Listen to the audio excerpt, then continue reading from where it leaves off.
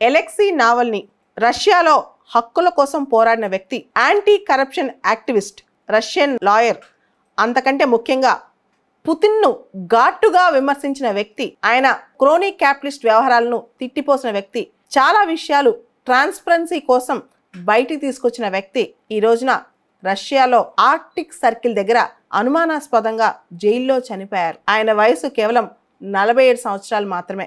Alexei Navalny పైన హత్యాయత్నం ఇది తొలిసారి కాదు.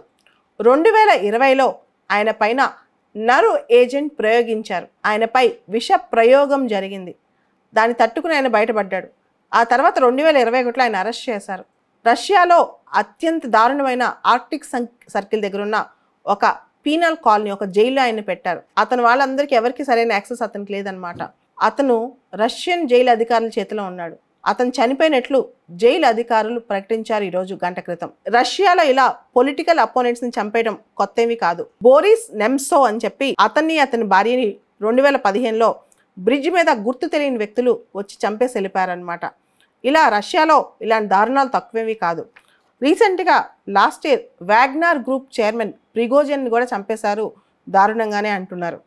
2020లో రష్యాలో కాన్స్టిట్యూషన్ రిఫార్మ్స్ కోసం ఒక రెఫరెండం జరిగింది. పుతిన్ను రష్యాలో పర్మనెంట్గా ప్రెసిడెంట్గా ఉండాలని ఆయన కోరిక అనమాట. తను పర్మనెంట్గా ప్రెసిడెంట్గా ఉండాలని చెప్పి రాజ్యాంగాన్ని సవరించాడు కూడా. 2024 అంటే ఈ సంవత్సరం రష్యాలో ప్రెసిడెంట్ ఎన్నికల్లో పుతిన్ తను మళ్ళా కంటెస్ట్ చేయబోతున్నాడు. 2030 వరకు తన పదవి నిలుపుకోవాలంటే అపోనెంట్స్ని ఏరివేయాలి. ఇది కూడా ఒక భాగం కావచ్చు. అలెక్సీ నావల్నీ రష్యాలో యాంటీ కరప్షన్ ఫౌండేషన్ స్థాపించి ఒక యూట్యూబ్ ఛానల్ ద్వారా, తన సోషల్ మీడియా ద్వారా యాంటీ కరప్షన్ సంబంధించిన అంశాలు చాలా చెప్పేవాళ్ళు. హై లెవెల్ కరప్షన్ గురించి ఆయన బయట తీసేవాళ్ళు. ట్రాన్స్పరెన్సీ కోసం ఆయన కృషి చేశారు.